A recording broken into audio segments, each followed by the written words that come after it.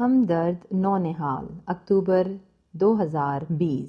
اس شمارے میں شامل ہے زمین سے مریخ تک، اسلامی فن تعمیر، کمپیوٹر کی دنیا کا عظیم نام اسٹیو جابز، حیرت انگیز فن لینڈ۔ ہمدرد نونہال بیاد شہید حکیم محمد سعید۔ ہمدرد پاکستان کا ہر دل عزیز ماہانہ رسالہ، جلد نمبر 68، شمارہ نمبر 10۔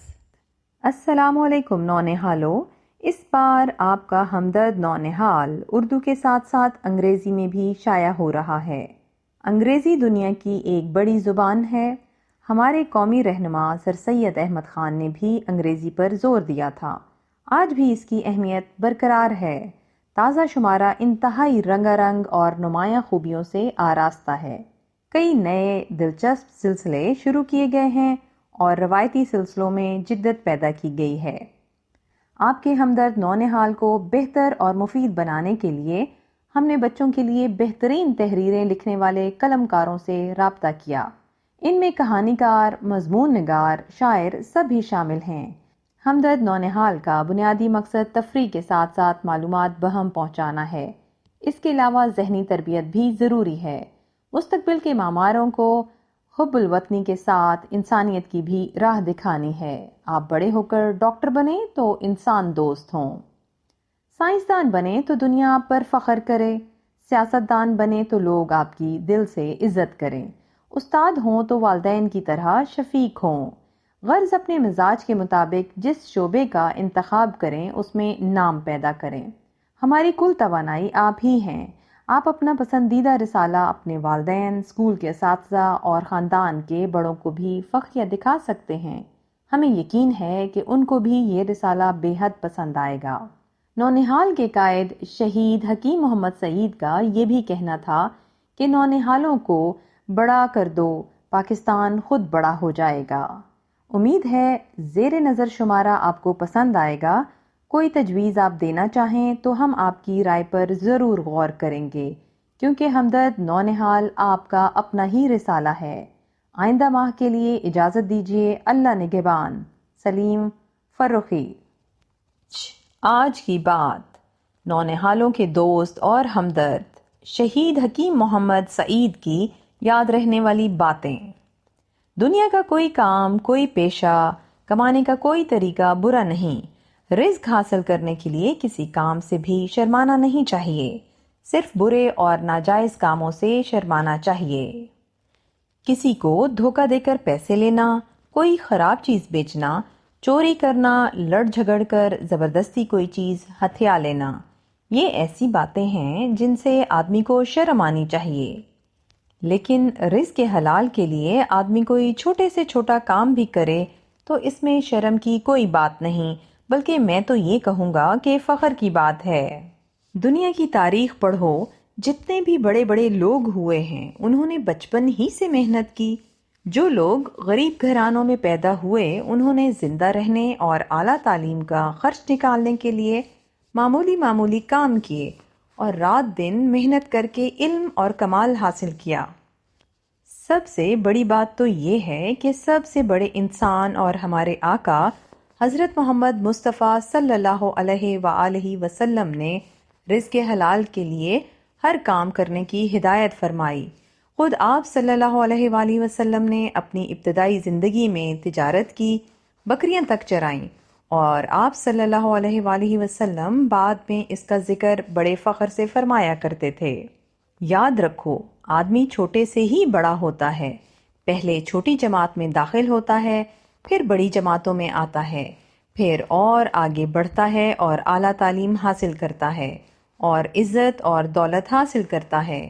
اعلیٰ تعلیم حاصل ہو جانے کے باوجود اس کو شروع میں مشکلات پیش آتی ہیں اور وہ معمولی حیثیت سے اپنی زندگی شروع کرتا ہے، پھر اپنی صلاحیت، محنت اور دیانت سے بڑے مرتبے پر پہنچتا ہے۔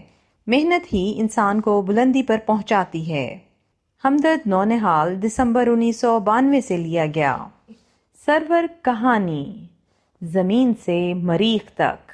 پیارے نونہالو، کیا سیارہ مریخ کے بارے میں آپ جانتے ہیں؟ یہ ہماری زمین کا پڑوسی اور نظام شمسی کا چوتھا سیارہ ہے۔ اس کے 2 چاند ہیں جن کے نام فوبس اور ڈیموس ہیں۔ 1610 میں عظیم ماہر فلکیات گلیلیو نے مریخ دریافت کیا تھا۔ تب سے آج تک اس سیارے کے بارے میں مزید جاننے کی کوششیں کی جا رہی ہیں۔ نونہالو، سائنسدان تو وہاں زندگی کے پائے جانے کے بارے میں بہت پر امید ہیں، لیکن کیا واقعی ایسا ممکن ہے؟ امریکہ نے اس سلسلے میں بہت تحقیق کی ہے اور گزشتہ 3 دہائیوں میں اس کے خلائی تحقیقی ادارے ناسا کی جانب سے بھی بھیجی گئی کئی خلائی گاڑیوں نے اس پتھریلے، سرد اور خشک سیارے کی بہت سی تصویریں بھیجی ہیں، جن میں مریخ کا آسمان گلابی اور دھندلا نظر آتا ہے۔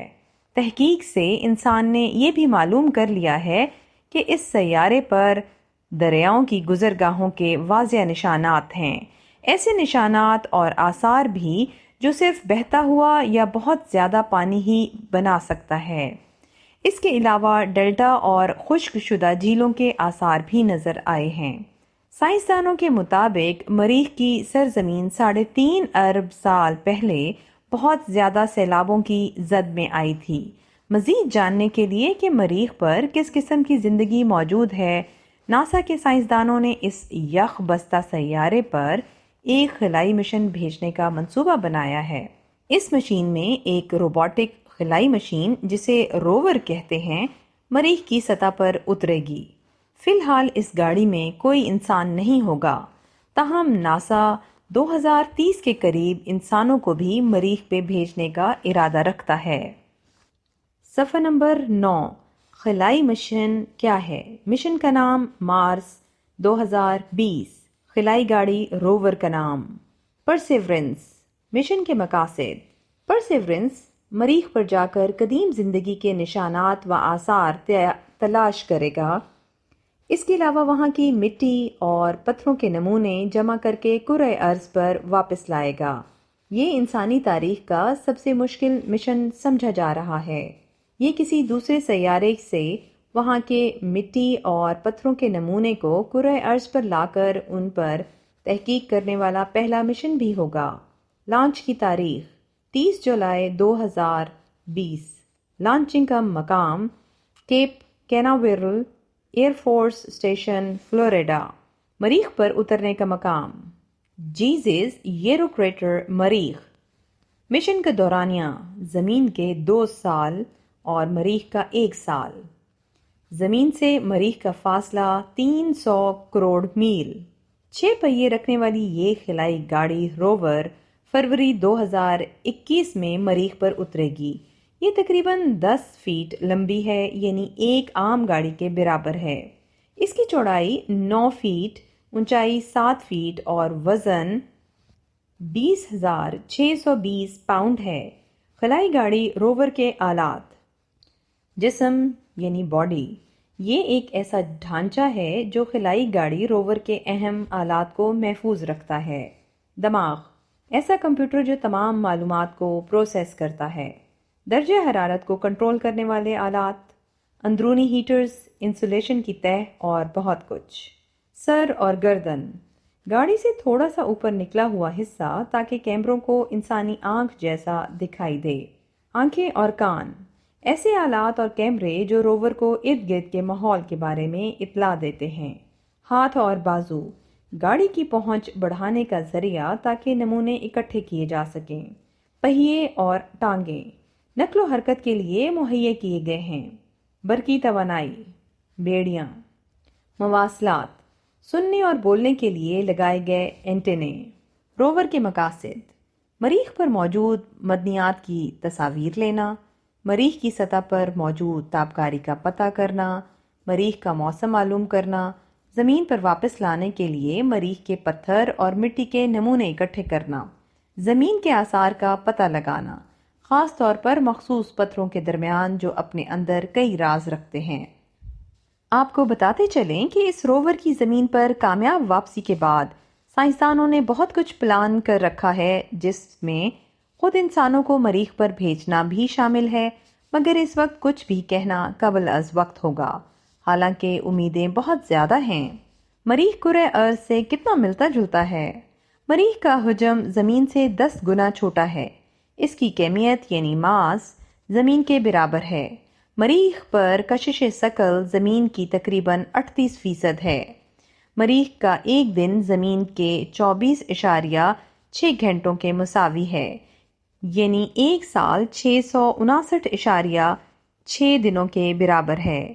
اگر زمین پر آپ کا وزن 100 کلو گرام ہے تو مریخ پر آپ کا وزن 38 کلو گرام ہوگا۔ زمین سے سورج جس سائز کا نظر آتا ہے، مریخ پر اس سے آدھے سائز کا نظر آئے گا۔ مسلسل تحقیق اور جائزے سے اندازہ لگایا گیا ہے کہ مریخ کبھی زمین جیسا ہوا کرتا تھا، جہاں دریا بلکہ سمندر بھی موجود تھے۔ حالیہ تحقیق سے یہ بات معلوم ہوئی ہے کہ اب بھی وہاں پانی کی موجودگی کی کافی امید ہے۔ اگر ہم مریخ کی تاریخ پر نظر ڈالیں تو یہ سب سے زیادہ مشاہدے میں رہنے والا سیارہ ہے، اور لگتا ہے کہ یہ مشاہدہ آئندہ بھی جاری رہے گا۔ ہو سکتا ہے کہ مستقبل میں مریخ چھٹیاں گزارنے کے لیے سب سے مشہور جگہ بن جائے۔ اگر آپ کو موقع ملے تو کیا آپ مریخ پر جانا پسند کریں گے؟ ایک مزیدار بات، نونہالو جب ناسا نے خلائی گاڑی روور کا نام رکھنے کا مقابلہ منعقد کیا تو بچوں کی طرف سے کئی تجاویز بھیجی گئیں۔ اسپرنگ فیلڈ ورجینیا سے تعلق رکھنے والے 7ویں جماعت کے طالب علم ایلیکس مارتھر نے پرسیورنس کا نام تجویز کیا، جسے ناسا نے امریکہ کے طول و عرض سے بھیجی گئی 28,000 درخواستوں میں سے منتخب کیا۔ روشن خیالات، سونے سے لکھنے کے قابل زندگی آموز روشن اقوال۔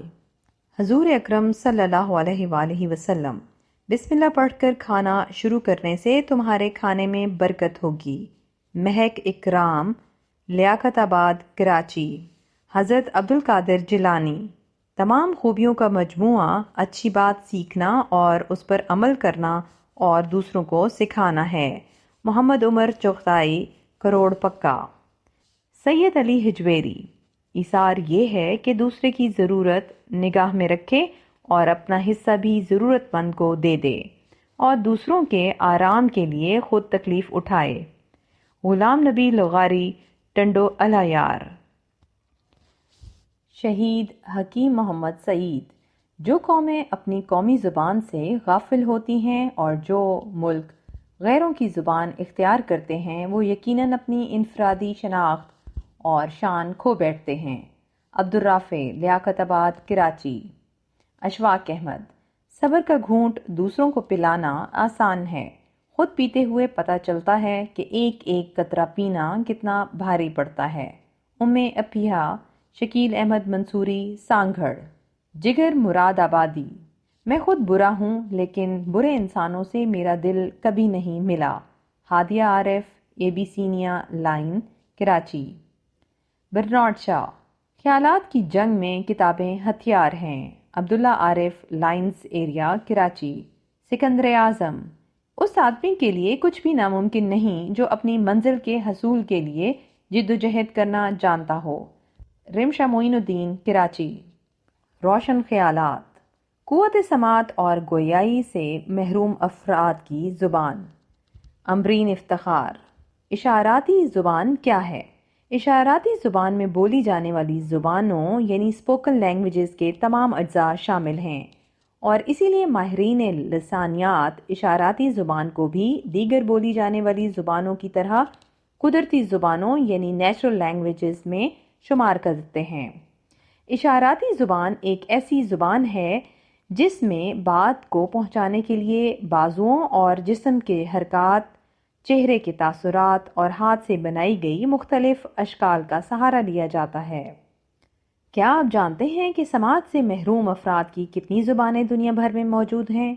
یہ بات بڑی دلچسپ ہے کہ سماعت سے محروم افراد کے لیے دنیا میں 138 اشاراتی زبانیں ہیں، اور اشاراتی زبان کسی بولی جانے والی زبان کی نمائندگی نہیں کرتی۔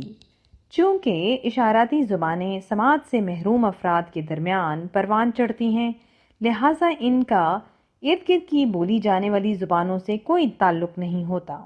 مثال کے طور پر امریکی اشاراتی زبان ASL برطانوی اشاراتی زبان BSL سے بہت مختلف ہے، اور ان کی گرامر انگریزی کی گرامر سے فرق رکھتی ہے۔ چہرے کے تاثرات اشاراتی زبان کی گرامر کا ایک اہم حصہ ہوتے ہیں، اور چہرے کے تاثرات کی تبدیلی سے ایک ہی اشارے میں ایک سے زیادہ معنی پیدا ہو سکتے ہیں۔ اشاراتی زبان کیوں اہم ہے؟ سماعت سے محروم افراد بالکل اسی طرح اشاراتی زبان سیکھتے ہیں جس طرح عام لوگ بولی جانے والی زبان سیکھتے ہیں۔ بچوں کی اعصابی نشو و نما پر کی جانے والی کئی تحقیقات یہ ثابت کرتی ہیں کہ جس طرح ایک عام بچے کے ذہن کو باتیں سننے سے تحریک ملتی ہے، بالکل اسی طرح سماعت سے محروم بچوں کے ذہن کو اشاراتی زبان دیکھنے سے تقویت ملتی ہے۔ ایک باقاعدہ پاکستانی اشاراتی زبان کی موجودگی کیوں ضروری ہے؟ چونکہ ماں باپ کی رسائی اشاراتی زبان تک نہیں ہے، لہٰذا بچے یہ زبان 6 یا 7 برس کی عمر میں اسکول جا کر اپنے ساتھیوں سے سیکھنا شروع کرتے ہیں، اور یہی وجہ ہے کہ عام بچوں کی لسانی قابلیت اور سماعت سے محروم بچوں کی لسانی قابلیت میں ایک نمایاں فرق پیدا ہو جاتا ہے۔ وہ سماعت سے محروم افراد جو اپنے بچپن میں ناقص زبان سیکھ پاتے ہیں، انہیں آگے چل کر کسی بھی زبان میں مہارت پیدا کرنے میں بہت سی مشکلات کا سامنا ہوتا ہے۔ ایک باقاعدہ پاکستانی اشاراتی زبان یعنی PSL والدین اور گھر کے دیگر افراد کو رابطے کے ساتھ رابطہ برقرار رکھنے میں مدد فراہم کرتی ہے اور اساتذہ کے ابلاغ اور تعلیم کو وسعت بخشتی ہے۔ پاکستانی اشاراتی زبان میں پہلا ٹی وی پروگرام 1990 کی دہائی میں نشر ہوا جس کا نام بولتے ہاتھ تھا۔ اس پروگرام کے میزبان سماعت سے محروم کمیونٹی کے ایک اہم رکن اور بین الاقوامی سطح پر پاکستان کی نمائندگی کرنے والی شخصیت ہیں۔ یہی وہ شخصیت ہیں جنہوں نے پاکستان میں سماعت سے محروم افراد کی نوکریوں، برابر کے حقوق، آئینی تشخص اور سن سکنے والوں اور سماعت سے محروم افراد کے درمیان فاصلے کو کم کرنے کے لیے اس گروہ کی وکالت کی۔ انہوں نے دہائیوں پہلے پاکستانی اشاراتی زبان کی پہلی کتاب شائع کرنے میں اہم کردار ادا کیا، اور تب سے وہ ادارہ ڈیف ریچ کے ہمراہ ماہرین لسانیات اور محروم سماعت گروہ کے لیڈرز کے ساتھ www.psl.org.pk پر اشاراتی زبان کے اندراج میں مشغول رہے۔ ان کی والدہ نے محروم سماعت بچوں کے لیے ایک اسکول قائم کیا تھا جس کا نام گونگ محل تھا، اور ان کی بیٹی اب ان کے کام کو آگے بڑھاتے ہوئے پاکستان میں پاکستانی اشاراتی زبان کی نمائندگی کر رہی ہیں۔ کیا آپ ان تمام شخصیات کے نام بتا سکتے ہیں؟ اپنے جوابات ہمیں info_nonehal@rg_blue.com پر بھیج دیں۔ شخصیات کا درست نام بتانے والے نونہالوں کے نام دسمبر کے شمارے میں شائع کیے جائیں گے۔ روشن خیالات، ایک مکڑا اور مکھی۔ علامہ اقبال۔ ایک دن کسی مکھی سے یہ کہنے لگا مکڑا، اس راہ سے ہوتا ہے گزر روز تمہارا، لیکن میری کٹیا کی نہ جاگی کبھی قسمت، بھولے سے کبھی تم نے یہاں پاؤں نہ رکھا، غیروں سے نہ ملیے تو کوئی بات نہیں، اپنوں سے مگر چاہیے یوں کھنچ کے نہ رہنا، آؤ جو میرے گھر میں تو عزت ہے یہ میری، وہ سامنے سیڑھی ہے جو منظور ہو آنا۔ مکھی نے سنی بات جو مکڑے کی تو بولی، حضرت کسی نادان کو دیجیے گا یہ دھوکا، اس جال میں مکڑی کبھی آنے کی نہیں ہے، جو آپ کی سیڑھی پہ چڑھا پھر نہیں اترا۔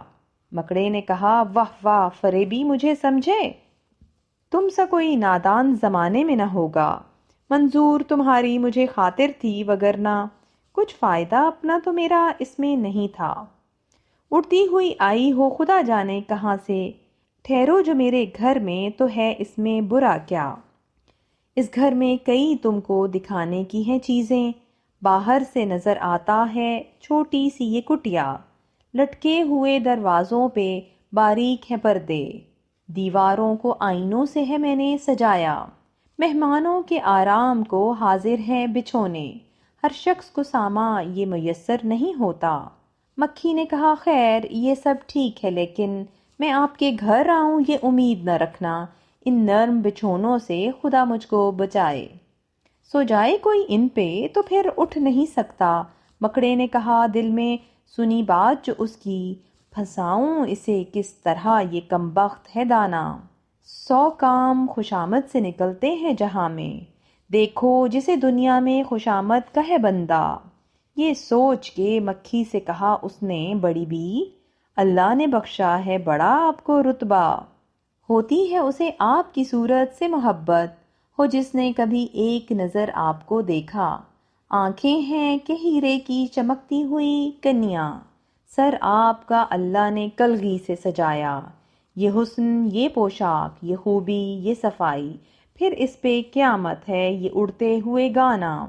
مکھی نے سنی جب یہ خوشامد تو پسیجی، بولی کہ نہیں آپ سے مجھ کو کوئی کھٹکا، انکار کی عادت کو سمجھتی ہوں برا میں، سچ یہ ہے کہ دل توڑنا اچھا نہیں ہوتا۔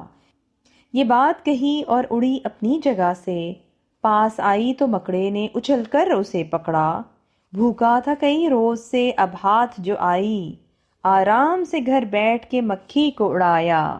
دو بے مثل پاکستانی نونہال۔ قاسم رضا۔ اللہ کا احسان ہے کہ ہمارے پیارے وطن پاکستان میں کئی کم عمر افراد ہمیشہ سے عالمی مقابلوں میں کامیاب ہوتے رہے ہیں، جن کی وجہ سے قوم کا سر فخر سے بلند ہو جاتا ہے۔ عرفہ کریم سے لے کر علی معین نوازش تک ہمارے نونہالوں نے دنیا بھر میں اپنے وطن کا نام روشن کیا ہے۔ آج ہم ایسے ہی دو نونہالوں کی بات کریں گے۔ Shanza Munir government college university Faisalabad کی آئی ٹی کی ایک ہونہار طالبہ نے ایک زبردست کارنامہ سر انجام دیا ہے۔ انہوں نے نابینا افراد کی مشکل زندگی میں انتہائی آسانی فراہم کی۔ دن رات محنت کر کے انہوں نے اسمارٹ جوتے ایجاد کیے ہیں۔ دراصل ان کو یونیورسٹی کی طرف سے ایک پروجیکٹ ملا کہ انہیں ایسے جوتے بنانے ہیں جس کے استعمال سے بوڑھے اور نابینا لوگ بے خوف ہو کر آسانی سے چلیں۔ نابینا افراد جب ان کو پہن کر چلیں گے تو یہ جوتے 200 سینٹی میٹر پہلے ہی ان کو آگے سے آنے والی رکاوٹ کے بارے میں مطلع کر دیں گے۔ ان جوتوں میں جدید ٹیکنالوجی، الارم اور وائبریٹر یعنی تھرتھری پیدا کرنے والے آلات لگائے گئے ہیں جو کہ ریچارج ہونے والی بیٹری سے چلتے ہیں۔ جوتوں کی تیاری پر 12,800 روپے لاگت آئی ہے، جو کہ حکومتی تعاون کے بعد یقیناً اس سے بہت کم ہو جائے گی۔ محمد شہیر نیازی محمد شہیر نیازی نے اپنے سائنسی تحقیقاتی مضمون سے دور حاضر کے ماہرین طبیعیات کو حیرت میں ڈال دیا ہے۔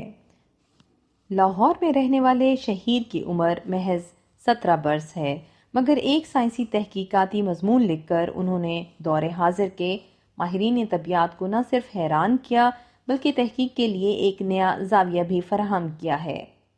ان کا برقی چھتوں یعنی الیکٹرک ہنی کام پر کی گئی تحقیق پر مبنی مضمون royal society open science journal نے شائع کیا ہے۔ یہ جریدہ دنیا بھر سے سائنس، ریاضی اور انجینئرنگ کے میدان میں ہونے والی تحقیقات شائع کرتا ہے۔ بی بی سی سے بات کرتے ہوئے اے لیول کے طالب علم شہیر نیازی نے فخر سے بتایا کہ کم عمری میں سائنسی تحقیق شائع کرنے کے اعتبار سے انہوں نے ماضی کے مشہور سائنسدان اور ماہر طبیعیات آئزیک نیوٹن کو پیچھے چھوڑ دیا، کیونکہ نیوٹن کا پہلا تحقیقی مضمون بھی اسی رسالے میں شائع ہوا تھا۔ اس وقت ان کی عمر 17 برس تھی، جبکہ میرا مضمون شائع ہوا تو میں 16 برس کا تھا۔ ماہرین طبیعیات برقی چھتے کے رجحان سے کئی دہائیوں سے واقف ہیں۔ شہیر کے مطابق کائنات میں توازن کے تصور کے اس مخصوص رجحان پر تحقیق ہوئی ضرور تھی مگر زیادہ نہیں۔ یہی وجہ ہے کہ 2016 میں روس میں ہونے والے بین الاقوامی نوجوان ماہر طبیعیات کے ٹورنامنٹ، جسے علم طبیعیات کا ورلڈ کپ بھی کہا جاتا ہے، میری والدہ نے میرے لیے اس مقابلے میں شرکت کرنے کا موقع تلاش کیا۔ اتفاق سے وہاں بھی انہیں اسی سائنسی مسئلے پر کام کرنے کو کہا گیا۔ شہیر کی تحقیق جس نئے پہلو کو سامنے لائی وہ تھا تیل کی سطح پر حرارت کا فرق۔ شہیر نے اس عمل کی تصویر کشی بھی کی۔ یہ کام اس سے پہلے کبھی نہیں ہوا تھا۔ اس وقت انہیں ویسا ہی احساس ہوا جیسا انہیں بچپن میں پہلی دفعہ گھر کی چھت پر کیے گئے کیمیکل تجربے کی کامیابی پر ہوا تھا۔ مستقبل میں شہیر طبیعیات کے حوالے سے دنیا کی کسی اچھی یونیورسٹی سے تعلیم حاصل کرتے ہوئے اس شعبے میں تحقیق کو آگے بڑھانا چاہتے ہیں۔ ہری بھری دنیا، توانائی کیسے بچائی جائے؟ امرین افتخار۔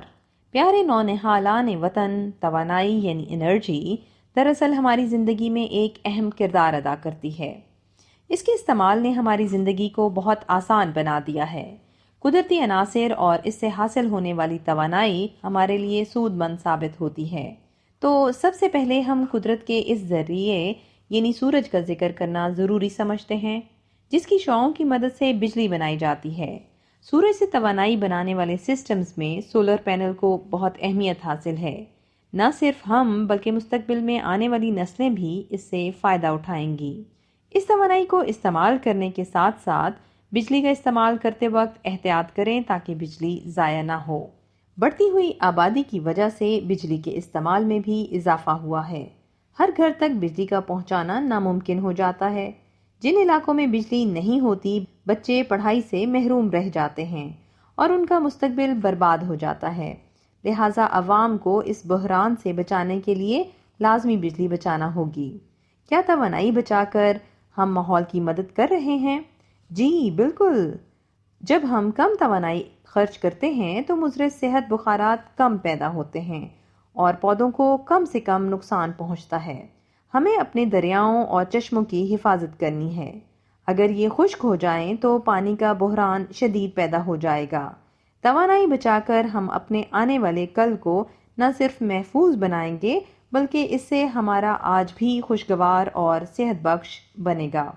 تو وعدہ کریں آج سے فالتو بجلی خرچ کریں گے اور نہ ہی بے تحاشا پانی بہائیں گے۔ بلب کی جگہ LED لائٹس کا استعمال کیا جائے۔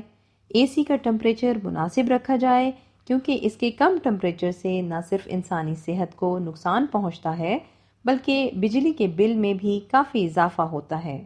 اضافی بلب اور بجلی کے آلات بند رکھے جائیں۔ دن میں سورج کی روشنی کو کھڑکیوں کے ذریعے اندر آنے دیں، جس سے دن میں بلب جلانے کی ضرورت نہیں رہے گی۔ جنوب کی طرف کھلنے والی کھڑکیاں زیادہ روشنی لاتی ہیں۔ دانت برش کرتے وقت اور ہاتھوں یا چہرے پر صابن ملتے وقت پانی کی ٹوٹی بند رکھیں۔ شاور سے نہانا چھوڑ کر ایک بالٹی سے سٹول پر بیٹھ کر نہانے سے پانی آدھے سے بھی کم خرچ ہوتا ہے۔ ہری بھری دنیا، فن لینڈ ایک جادوئی دنیا۔ 55 لاکھ کی آبادی پر مشتمل چھوٹا سا ملک فن لینڈ دنیا میں ایک منفرد حیثیت رکھتا ہے۔ یہ براعظم یورپ کے شمال میں واقع ہے۔ اس کے دارالحکومت کا نام ہیلسنکی ہے۔ میرے 10ویں جماعت کے امتحان کا نتیجہ نکلا۔ 2 ہفتے کی تعطیلات ہوئیں۔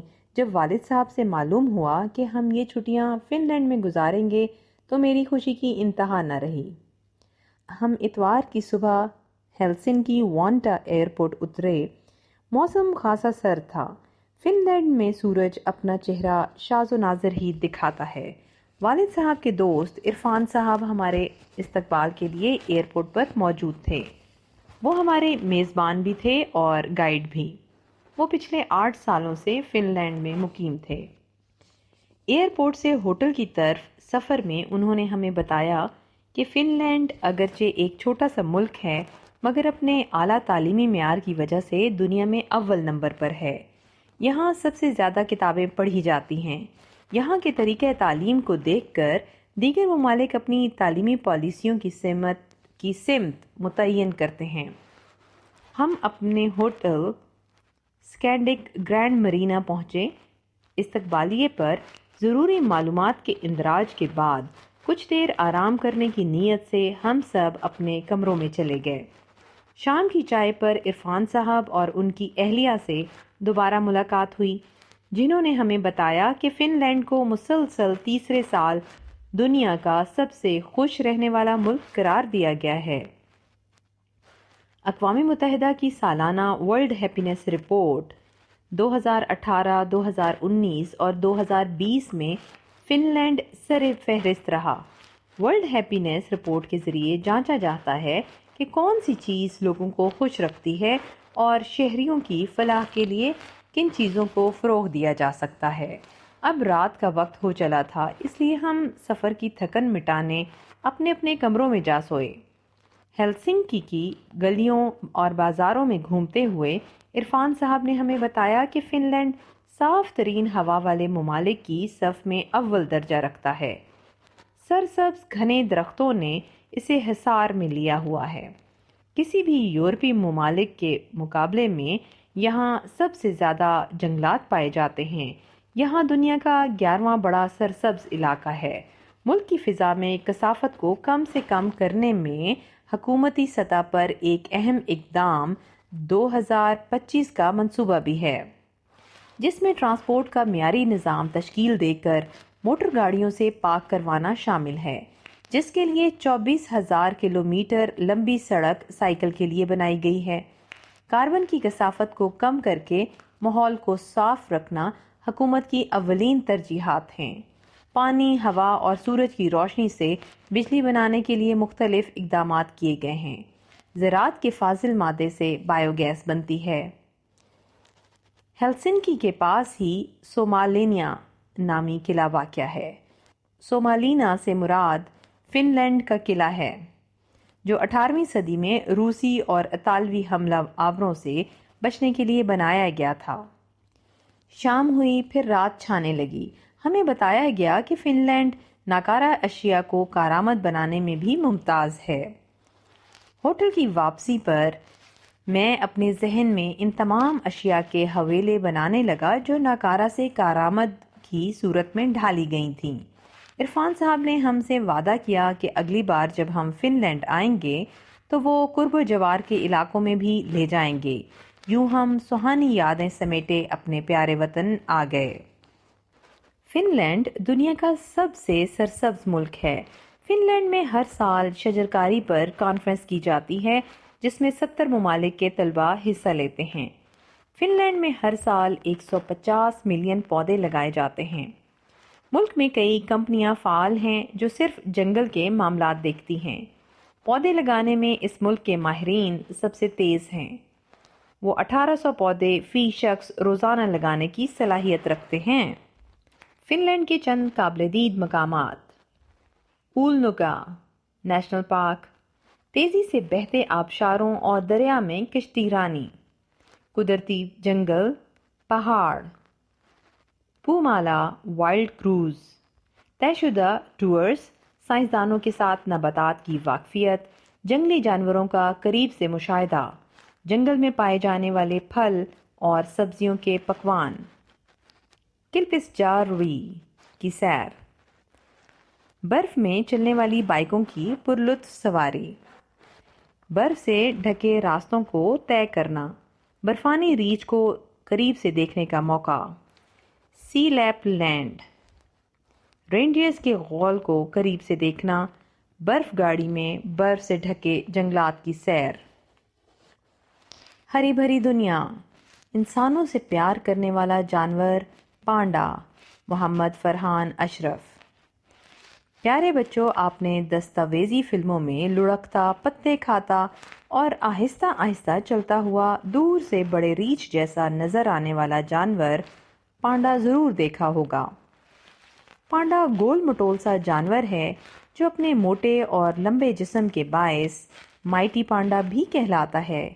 حیوانات کے ماہرین اسے ریچھ کی ایک قسم تسلیم کرتے ہیں اور اسے پانڈا ریچھ کہتے ہیں۔ ہم بھورے سیاہ ریچھ اور برفانی ریچھ کو پانڈا کے کزن کہہ سکتے ہیں۔ پانڈا کہاں پایا جاتا ہے؟ پانڈا چین کے مرکزی صوبوں میں موجود بانس کے جنگلات میں پایا جاتا ہے۔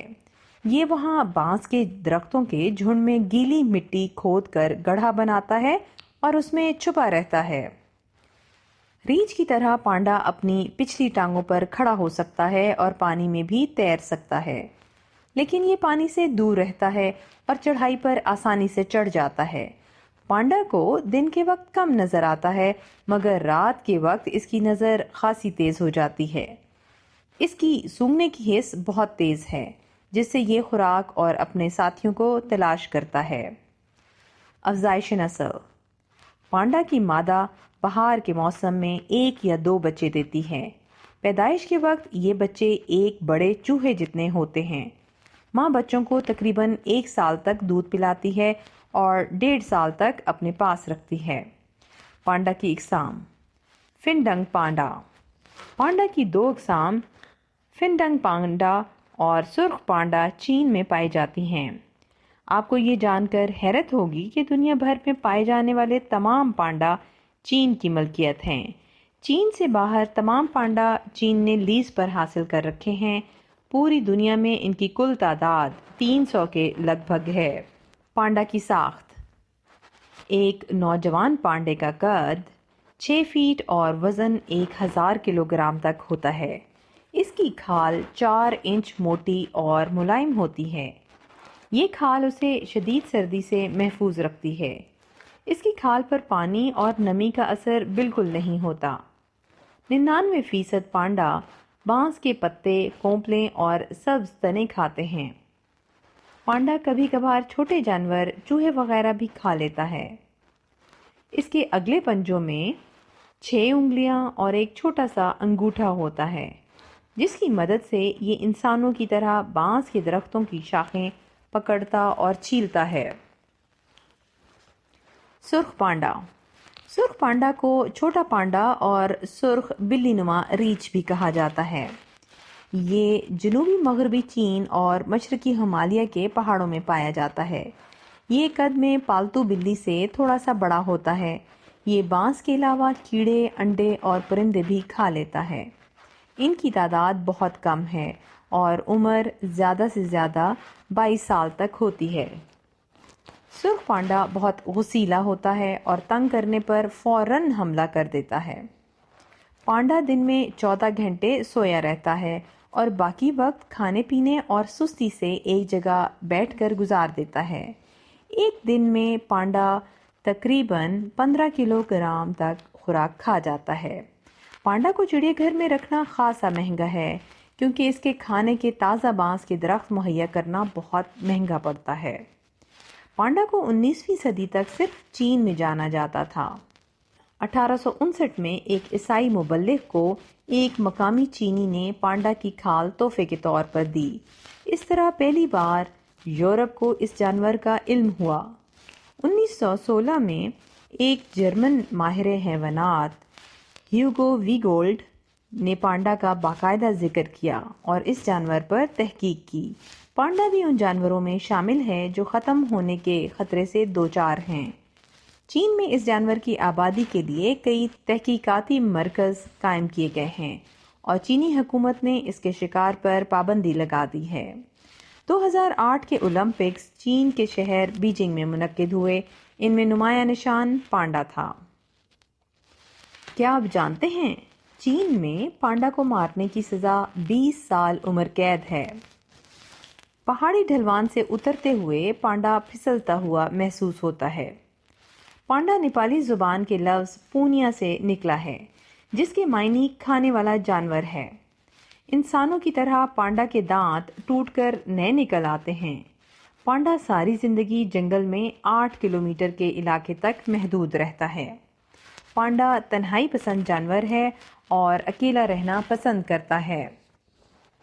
جذبہ جنون۔ چمکتے نگینے۔ اپنے لیے تو سبھی جیتے ہیں اس جہاں میں، ہے زندگی کا مقصد اوروں کے کام آنا۔ قاسم رضا۔ دنیا میں چند ہی ایسے لوگ پیدا ہوئے ہیں جو لوگوں کی بے لوث خدمت کرتے رہے اور تمام عمر دوسروں کے غم بانٹتے رہے۔ ایسے لوگ اپنے زمانے کے چمکتے ہوئے نگینے مانے جاتے ہیں اور ایسے لوگوں سے ہی معاشرے میں اچھائیاں جنم لیتی ہیں۔ حاتم طائی سے لے کر صحابہ کرام تک اور پھر ایدھی سے لے کر شہید حکیم محمد سعید تک انسانیت کی خدمت کے جذبے سے سرشار لوگ دوسروں کے دلوں پر حکمرانی کرتے رہے۔ ایسے ہی لوگوں کا نام تاریخ میں سنہری حروف سے لکھا جاتا ہے۔ ایسی ہی ایک شخصیت نے 26 اگست 1910 کو اسکوپیا ولایت کوسووا سلطنت عثمانیہ جو آج کل کی جمہوریہ مقدونیہ میں جنم لیا۔ پیدائش کے بعد ان کا نام ایگنیس گونشا رکھا گیا، مگر اس مسیحی راہبہ نے اپنے لیے ٹریسا کا نام پسند کیا اور بعد میں وہ مدر ٹریسا کے نام سے مشہور ہوئیں۔ مدر ٹریسا نے اپنی زندگی رنگ و نسل اور مذہب کی تفریق کے لیے بغیر غریبوں اور بے کس محتاجوں کی خدمت کے لیے وقف کر دی۔ وہ کولکتہ بھارت میں 60 برس تک غریب و نادار بیماروں کی دیکھ بھال کرتی رہیں۔ کولکتہ میں انہوں نے اپنے فلاحی ادارے کی بنیاد 1950 میں محض 12 راہباؤں کے ساتھ رکھی۔ بعد میں ان کے اداروں کی تعداد بڑھ کر 450 تک اور دائرہ کار 133 ممالک تک جا پہنچا۔ ان کے فلاحی کاموں میں مریضوں کا علاج، یتیم اور بیواؤں کی مدد شامل ہے۔ وہ کبھی پیسوں کی پرواہ نہیں کرتی تھیں۔ مشہور تھا کہ وہ مالی امداد اور عطیات قبول نہیں کرتی تھیں، بلکہ مدد میں ذاتی شرکت کو ترجیح دیا کرتی تھیں۔ بچوں، جب بھی کوئی نیک کام کرتا ہے تو اللہ اس کو اس دنیا میں عزت سے سرفراز فرماتا ہے۔ مدر ٹریسا کو غریبوں اور ناداروں کے لیے کئی دہائیوں پر مشتمل ان کی خدمات کے صلے میں 1979 میں نوبل انعام سے نوازا گیا، جس کی انعامی رقم مدر ٹریسا نے فلاحی کاموں کے لیے وقف کر دی۔ اس کے علاوہ 2016 میں پاپائے روم فرانسس نے مدر ٹریسا کو بابرکت شخصیت قرار دیا تھا۔ یہ سعادت سینٹ قرار دیے جانے یا عیسائیت کے تحت ولایت یعنی ولی کا رتبہ کا مرتبہ حاصل کرنے کے مراحل میں سے آخری مرحلہ ہے۔ ان کا انتقال 5 ستمبر 1997 کو کولکتہ، مغربی بنگال، بھارت میں ہوا، اور ان کی آخری رسومات تمام تر سرکاری اعزازات کے ساتھ سر انجام دی گئی تھیں۔ ہمیں بھی اس بات کی پرواہ کیے بغیر دوسروں کے کام آنا چاہیے، کیونکہ اللہ تعالیٰ کے نزدیک یہ سب سے بہترین عمل ہے۔ جذبہ جنون، یوویرا اون، پاکستان کے مشہور باغات۔ وطن کے پیارے نونہالوں، آج میں آپ کو پاکستان کے چند مشہور ترین باغات کی سیر کرواتی ہوں۔ کراچی اس ملک کا سب سے بڑا شہر ہے۔ کراچی میں باغ جناح، چڑیا گھر، بارادری، باغ ابن قاسم اور بہت سے باغات ہیں، مگر مجھے لگاؤ فریئر ہال کے پارک سے رہا ہے، جس کی ایک وجہ یہ بھی ہے کہ بچپن میں اپنے والد کی انگلی تھام کر میں فریئر ہال کے پارک جاتی تھی۔ وہاں ایک گوشے میں چھوٹا سا چینی طرز تعمیر پر بنا لکڑی کا ایک پل ہے، جس پر اپنے بچپن میں کھڑے ہو کر ہم نے اپنی بہن کے ساتھ بہت سی تصویریں اپنے ابو سے بنوائیں، جو آج بھی ہمارے فیملی البم کی زینت ہیں۔ اور وہ فوارہ تو ہم بھول ہی نہیں سکتے جس کے سامنے ایک آئس کریم والا کھڑا ہوتا تھا، اور ہم اپنے ابو سے ضد کر کے اس آئس کریم والے سے آئس کریم لے کر کھایا کرتے تھے۔ فریئر ہال کی تاریخ۔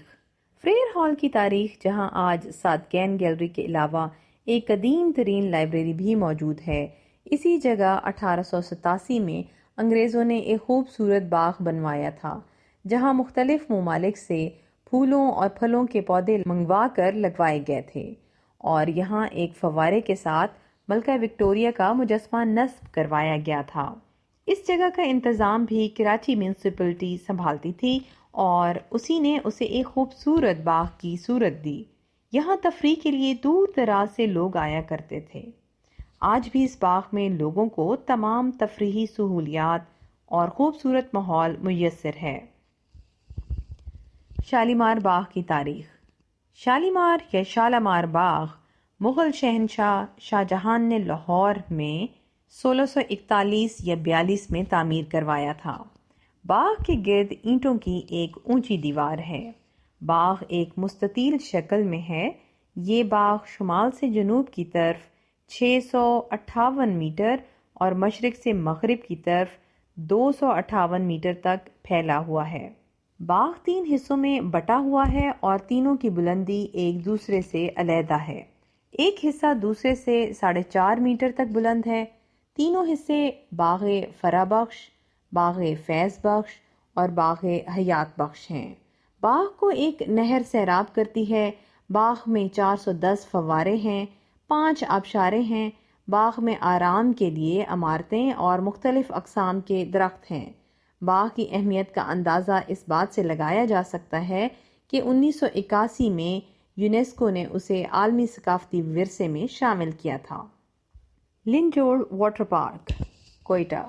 زیادہ تر لوگ سمجھتے ہیں کہ کوئٹہ میں صرف قدرتی مناظر ہیں، انسانی ہاتھوں سے بنایا ہوا پارک نہیں، مگر ایسا نہیں ہے۔ لنجوڑ واٹر پارک کے نام سے ایک تفریحی مقام کوئٹہ شہر سے کوئٹہ کراچی شاہراہ پر جنوب مغرب میں صرف 15 سے 20 کلومیٹر کے فاصلے پر واقع ہے۔ ہم وہاں جا کر حیران رہ گئے کیونکہ دشت میں قائم کیے جانے والے اس نئے پارک میں ایک سوئمنگ پول بنایا گیا ہے، جہاں گرمیوں کے موسم میں تیراکی کا خوب لطف اٹھایا جا سکتا ہے۔ سیر و تفریح کے لیے جانے والے بچوں کو ہلے گلے کا موقع فراہم کرنے کے لیے کھیل کود اور جھولوں کا بھی انتظام کیا گیا ہے۔ یہاں لوگوں کو اپنے لیے کھانا تیار کرنے کی سہولت بھی فراہم کی گئی ہے، اس لیے یہاں آنے والے لوگ اپنا من پسند کھانا تیار کرنے کے ساتھ ساتھ روایتی ڈش سجی بھی بنا سکتے ہیں۔ ہم نے یہاں پکنک کے لیے آنے والے کئی لوگوں کو روایتی خیموں کے اندر سجی اور دیگر پکوانوں سے لطف اندوز ہوتے دیکھا ہے۔ میں تو آپ سب سے کہوں گی کہ پاکستان کی جی بھر کر سیر کریں، یہاں کے قدرتی مناظر اور پارکس آپ کی آنکھوں کو خیرہ کر دیں گے۔ جذبہ جنون، اسلامی فن تعمیر، غلام حسین میمن۔ مسلمانوں نے جہاں علم کے میدان میں اپنی صلاحیتوں کے جوہر دکھائے ہیں، وہیں دیگر فنون میں بھی وہ کسی سے پیچھے نہیں رہے۔ مسلمانوں کے ان خصوصی فنون کو 4 حصوں میں تقسیم کیا جا سکتا ہے: فن تعمیر، فن نقاشی، فن خطاطی اور فن شاعری۔ مسلمانوں میں فن تعمیر بہت سی تہذیبوں کے میل ملاپ سے وجود میں آیا ہے۔ ان میں یونانی تہذیب سر فہرست ہے اور دوسری ایرانی تہذیب ہے۔ یونان حضرت عیسیٰ علیہ السلام کی پیدائش سے پہلے ہی مختلف علوم و فنون کا ماہر تھا، جن میں جیومیٹری بھی ہے۔ علم ہندسہ جیومیٹری، یہ علم ریاضی کی شاخ ہے۔ تاریخ سے پتہ چلتا ہے کہ اس کی ابتدا مصر سے ہوئی اور یونانیوں نے اسے عروج پر پہنچایا اور باقاعدہ علم کی شکل دی۔ فیثاغورس اور اقلیدس اس فن کے ماہر سمجھے جاتے تھے۔ بعد میں مسلمانوں نے اس فن کو ترقی دی اور اپنی عمارتیں جیومیٹری کے مختلف انداز سے تعمیر کیں۔ جیومیٹری کی اشکال میں مستطیل یعنی ریکٹینگل، دائرہ، سرکل، چوکور، اسکوائر اور مثلث یعنی ٹرائی اینگل ہیں، اور مسلمانوں نے بعد میں آنے والے ادوار میں ان زاویوں سے اپنی خاص اور عام عمارتوں کو بنایا۔ روئے زمین پر مستطیل یعنی ریکٹینگل شکل میں تعمیر کی گئی پہلی عمارت ہمیں خانہ کعبہ کی نظر آتی ہے۔ بعد میں تعمیر کی گئی مساجد ہمیں اسی طرز کی نظر آتی ہیں، جس میں اصل عمارت تو مستطیل یا چوکور ہوتی ہے، ان پر تعمیر کیا گیا گول گنبد اور گول مینار بھی ہوتے ہیں۔ اس قسم کی مثالیں be be Khanum Masjid Samarkand, Masjid قرطبہ Spain اور دیگر ہیں۔ مسجد قوت اسلام، مسلمانوں نے ہندوستان میں اپنی حکومت کے باقاعدہ قیام کے ساتھ فن تعمیر پر بھی خصوصی توجہ دی۔ دہلی کی پہلی یادگار عمارت لال کوٹ کی مسجد قوت اسلام ہے، جسے بعد میں سلطان التتمش نے وسیع کیا۔ اس کے ساتھ ہی شہرہ آفاق قطب مینار ہے۔ اس مینار کا فرش کا قطر ڈایامیٹر 48 فیٹ 4 انچ ہے، بلندی 242 فیٹ ہے۔ اسلامی فن تعمیر کی اس عظیم یادگار کی 5 منزلیں ہیں۔ یورپی مورخ اسے ٹاور آف وکٹری کہتے ہیں۔ اس کی تعمیر 1193 میں شروع ہوئی، 1328 میں اس کی اونچائی میں اضافہ ہوا۔ اب اس مینار کی اونچائی 328 فیٹ ہے۔ تاج محل، مغل بادشاہ شاہ جہاں نے فن تعمیر کا اعلیٰ نمونہ تاج محل کی صورت میں دیا۔ آگرہ میں موجود چمکتی ہوئی یہ سفید چوکور عمارت اپنے گول گنبد اور خوبصورت طرز تعمیر کے باعث آج بھی سیاحوں میں بہت مقبول ہے۔ شاہ جہاں نے اپنی ملکہ ارجمند بانو، جسے تاریخ میں ممتاز محل کے نام سے یاد کیا جاتا ہے، کہ مقبرے کے طور پر تعمیر کروایا تھا۔ مغلیہ دور حکومت میں تعمیر کرائی گئی عمارتیں زیادہ تر اسلامی فن تعمیر کا نمونہ ہیں، جو دہلی اور آگرہ کے علاوہ پاکستان میں شامل لاہور میں بھی موجود ہیں۔ پاکستان میں جیومیٹری کی مختلف اشکال پر مبنی تعمیرات کے نمونے ہمیں بادشاہی مسجد، شاہ درہ میں آصف خان کے مقبرے اور شالیمار باغ میں ملتے ہیں۔ آپ نے یہ اور ان جیسی دوسری کتنی عمارتیں دیکھی ہیں؟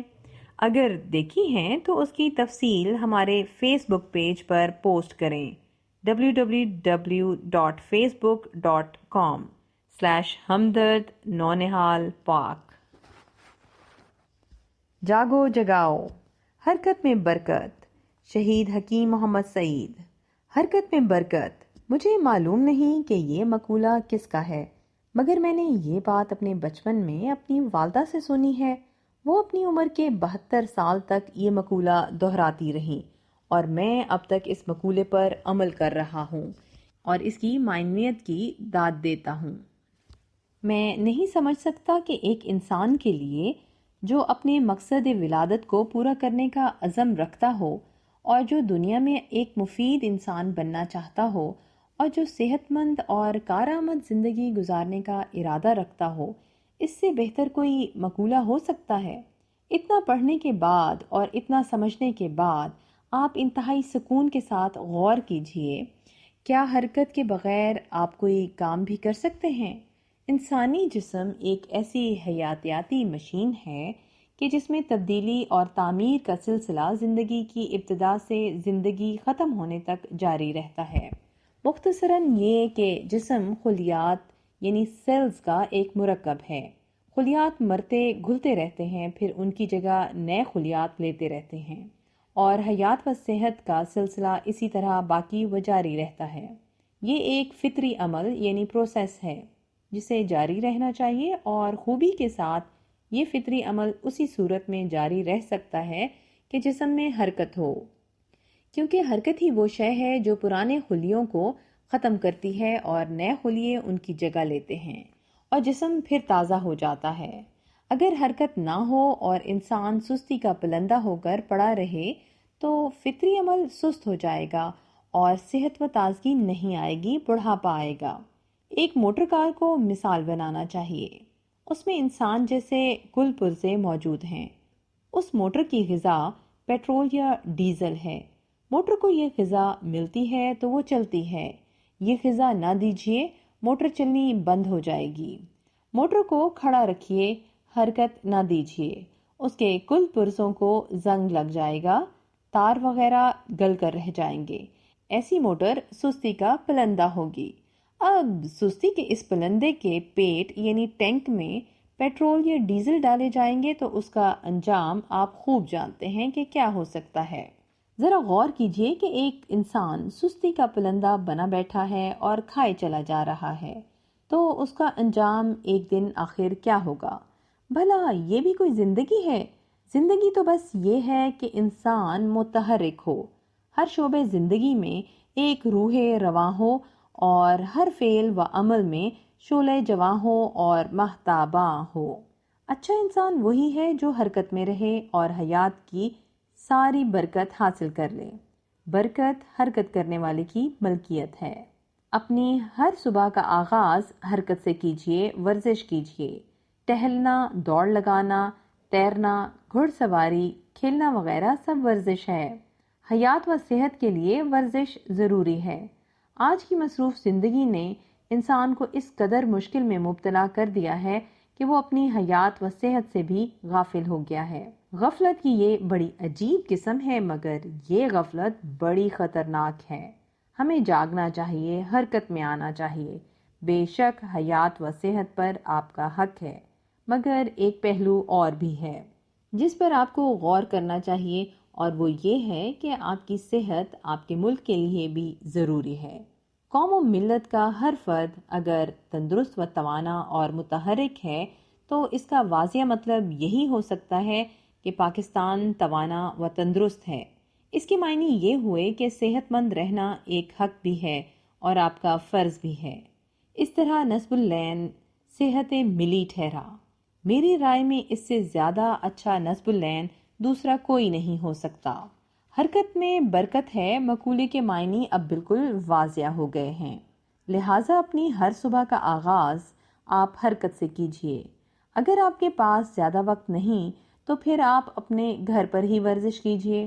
میں تو اپنی صحت کے لیے ٹینس بھی کھیلتا ہوں، دوڑتا بھی ہوں اور حسب موقع ورزش بھی کرتا ہوں۔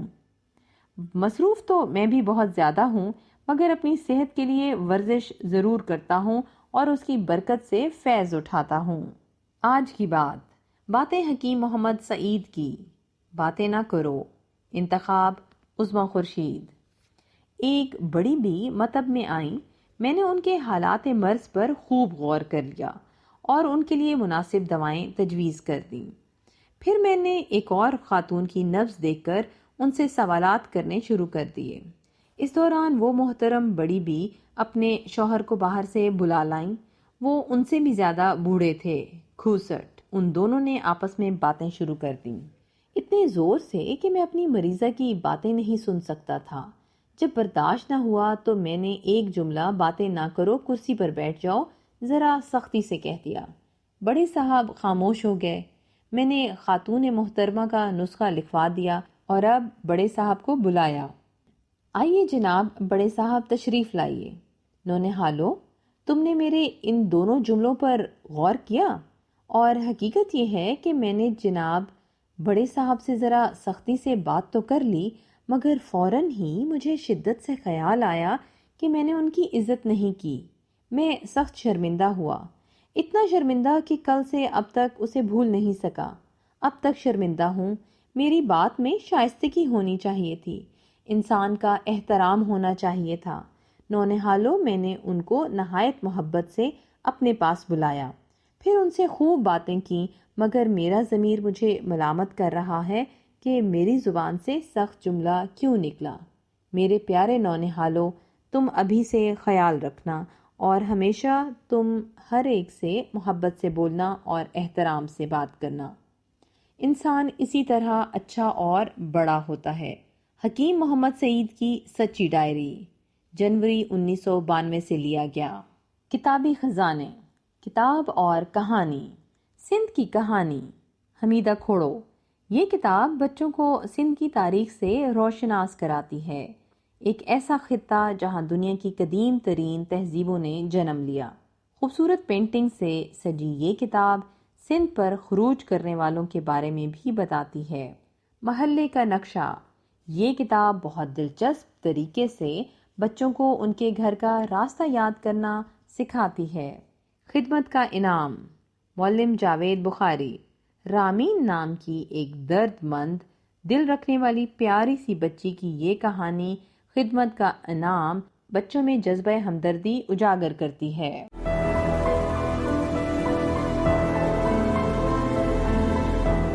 اگر آپ نے ہمارا چینل سبسکرائب نہیں کیا تو ابھی سبسکرائب کریں اور ساتھ ہی بیل آئیکن پر کلک کریں تاکہ ہماری نئی آنے والی بکس کی اپڈیٹس آپ کو ملتی رہیں۔